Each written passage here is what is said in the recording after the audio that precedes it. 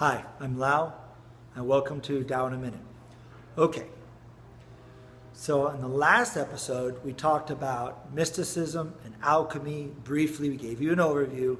We'll go a little more into it because this has been something that I want to talk about, but I don't want to make it 20 minutes long because then nobody has time to watch it. Okay, so if mysticism is internal alchemy, if mysticism is going from where you are to having direct experience of the ineffable one or not two. And magic is bringing the world in accordance with your will, which is, you're not changing the outside world, you're changing your inside world. The only thing that needs to change is you, your perspective, your identity, who you think you are. Buddhists and Taoists and people in the East, they don't see themselves as this little guy driving here. They say they're here. This is where they believe they are in their body, if you go with that idea.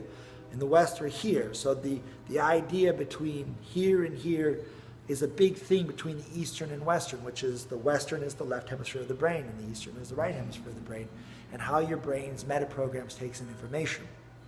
Okay, but when it comes to doing this work, there's a lot of programs and a lot of different belief systems, and they're esoteric and a lot of different ideas of how to do this, but there are some things that you need to know before you even begin with any teachers, whether it's someone like myself or whether it's like any tradition.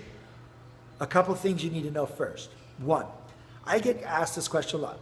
So tell me what kind of Qigongs or Jinggongs or Shengongs or Negongs you teach. And the answer is very little. Actually, I teach an extensive and comprehensive one, but I don't teach it first, and it actually doesn't get much emphasis. And the reason why, some people say, oh, Lau, I'm ready to learn the secrets of the golden flower. Please teach it to me. And I say, okay, well, tell me about your practice. And they say, oh, I practice 3 hours a day. And I say, okay, you're not ready.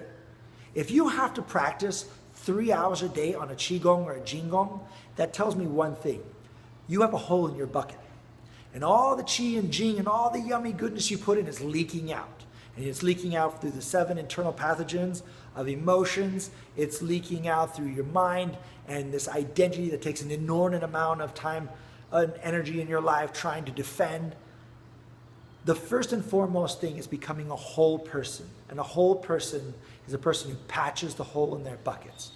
Only an ego needs to be defended. If you're still defending and getting defensive about things in your life, you're leaking out all of your energy. Do not spend 3 hours doing Qigong to get in I-5 traffic if you're in California to be flipping off the people next to you. You're just lost everything you did. It's not worth it. Let it go.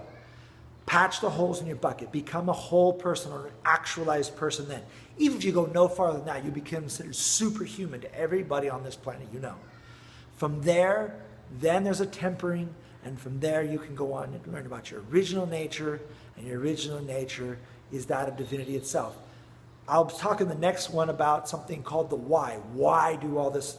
But for right now, it's become a whole person, then find out your original nature, and from there reunite with the wondrous in your true nature. Okay? Until then, we'll see you next time on Tao in a Minute.